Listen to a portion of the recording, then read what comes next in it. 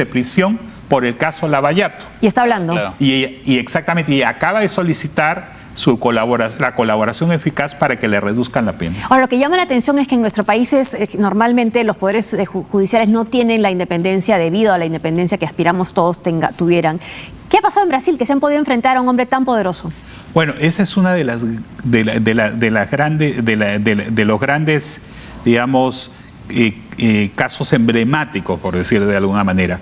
O sea, Curitiba no es una ciudad importante judicialmente. Es más, este juez y estos fiscales están trabajando al margen del aparato, ¿no?, de Brasilia, que usualmente se sospecha. Perdón, ahí está la foto del triplex, ¿no?, la fachada del triplex que se dice fue pagado, que fue parte del soborno que habría recibido Lula. Esa es la evidencia que está contenido en las 49 páginas del expediente, donde hay varias evidencias de supuestos sobornos que había recibido él, ¿no? Y esto es parte de la acusación. Pero respondiendo a tu pregunta, es sorprendente que este juez de esta ciudad relativamente pequeña de Brasil, con este grupo de fiscales independientes, decidió abrir la tapa del buzón, ¿no?, y mostrar algo que era un secreto a voces. En Brasilia los escándalos de corrupción se habían sucedido de manera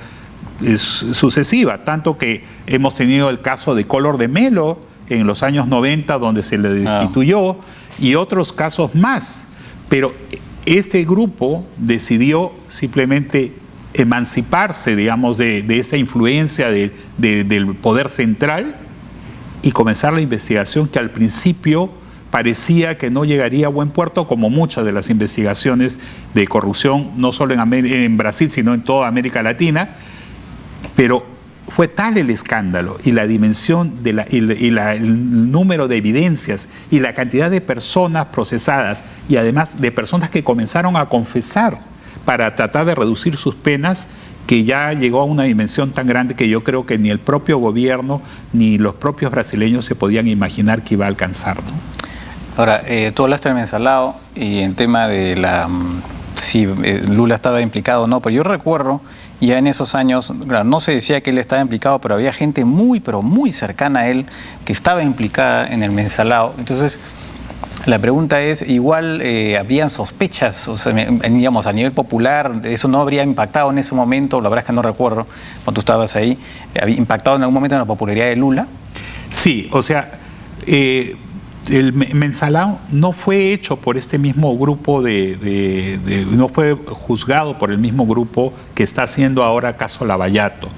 Fue en Brasilia y lo hizo el Supremo Tribunal Federal, o sea, lo que sería el equivalente a nuestra Corte Suprema. De acuerdo. ¿Por qué? Porque ahí estaban involucrados originalmente ministros, el jefe del gabinete ministerial, o sea, que sería el equivalente al presidente del Consejo de Ministros nuestro, José Dirceu, que además fue el brazo derecho de Lula. Que vivió en Perú. Claro, y que vivió en Perú, que ha estado... ¿no? El gobierno de Alan García. Claro. Y este señor fue preso. Sí. Y con él, además, se descubrió que varios de estos senadores y diputados recibían dinero por órdenes directas de él a través de una serie de publicitarios, o sea, los que habían manejado la campaña, agencias de publicidad que habían manejado la propaganda para que Lula llegase al poder. Pero no había, hasta ese momento, no había ninguna prueba real que lo vinculara. O sea, todo su entorno estaba acusado. Y esta es la primera vez, justamente la cara de este señor del Cidio, que fue además líder de la bancada en el Senado. De la bancada en el Senado del PT. Y este señor es el que dice Lula sí sabía. Entonces, eso es lo que ha cambiado totalmente la figura, y por eso es que Lula ahora está en una situación realmente tambaleante y muy grave, porque es la primera vez que alguien dice sí, y yo coordinaba con él y se coordinaban cómo iban a hacer la distribución de este dinero. Ahora, ¿cómo queda la situación de la presidenta Dilma Rousseff, que ya enfrenta la posibilidad de un impeachment, de un juicio político? Lo más grave es que Del Cidio dice que también Dilma Rousseff, de acuerdo a lo que ha trascendido, porque esto de acá es la versión de Istoe en base al testimonio. el testimonio de Delcidio do Amaral no es todavía totalmente público, salvo este trascendido de Istoé, por una razón muy simple. Como él ha pedido ser declarado colaborador eficaz, tiene carácter de secreto hasta que la Corte decida que efectivamente él puede ser, ¿cómo se llama?, declarado colaborador eficaz. Pero aún así, ya el solo hecho de haberlo dicho ante un fiscal y ante un juez automáticamente compromete gravemente no solo a Lula, sino también a Dilma Rousseff. Y esto es una revista con credibilidad, como Bella. Sí, además es que no han desmentido. Delcidio, sus abogados, yo estuve viendo ahora en la mañana muy temprano la televisión brasileña, y la declaración es que ellos no han desmentido el contenido de la declaración. Lo que han dicho es simplemente que ellos no pueden dar detalles porque la justicia está evaluando, claro. Y sería pues provocar un problema judicial el hecho de confirmar el detalle.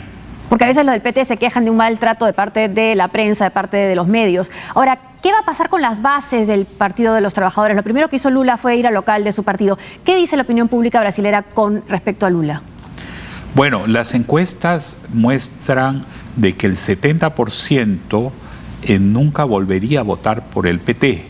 Y en el caso de algunas encuestas dicen que el 80% que antes era a favor, que habíamos mencionado, este 80% de popularidad que tenía Lula cuando acabó su mandato, ahora es 80% de rechazo, ¿no? Ahora, si hay una reacción, digamos, a nivel de la gente de la calle, la opinión pública, la reacción por el lado de los medios financieros es totalmente distinta, ha sido más bien de euforia, ¿no? O sea, el real ha subido y la bolsa de valores se ha disparado porque todos están pensando, en los medios financieros, medios económicos están pensando que eso va probablemente a provocar adelantar las elecciones y que salga un gobierno distinto, ¿no? Sí, la primera cosa, tienes toda la razón, es que para quien no conoce un poco Brasil podría ser raro, ¿no? Porque en un momento de crisis lo lógico sería que las bolsas se derrumbaran, el real se devaluara, ¿no?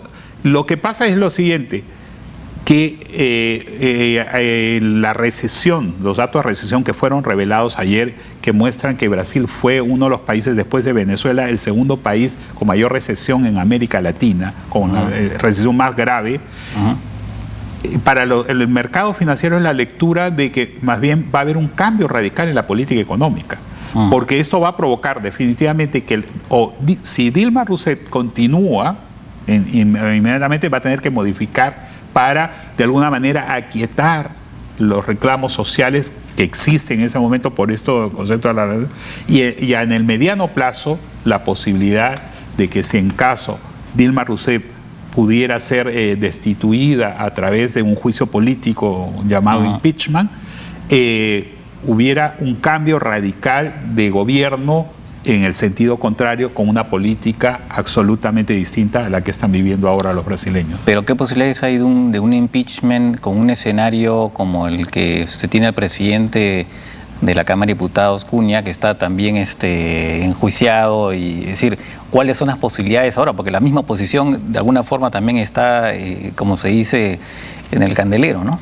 Sí, o sea, en realidad es bastante difícil poder determinar qué es lo que va a ocurrir, ¿no? O sea, lo que sí es cierto, también la oposición está golpeada, no es solo el PT, ¿no? Porque también hay varios comprometidos. Porque, Cunha, el presidente de la Cámara de Diputados. Exactamente. Eso, claro. Y además, fuera de eso, de que muchos de estos congresistas que eran supuestamente de la oposición, también eran parte de ese esquema llamado mensalón. Como ocurrió, si recordamos, aquí en el Perú en el 2000, cuando se descubrió todo ese escándalo del video Curi, Montesinos, y esto con estos tránsfugas, que en realidad no eran tránsfugas y que eran pagados. O sea, el esquema, digamos, ya lo hemos vivido nosotros los peruanos. Claro.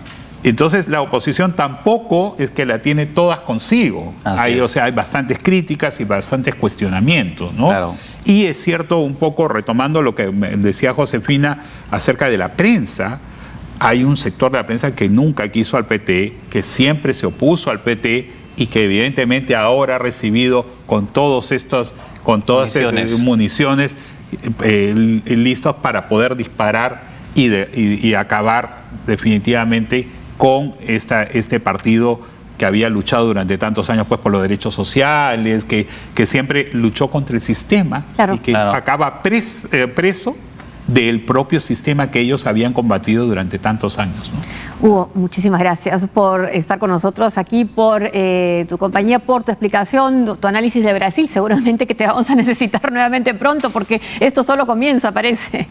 Bueno, definitivamente, si las cosas como siguen el curso, lo lógico es que Lula vuelva a ser citado y para esclarecimientos estamos hablando de 40 páginas en el expediente de esta nueva fase, que se llama paradójicamente la búsqueda de la verdad en castellano.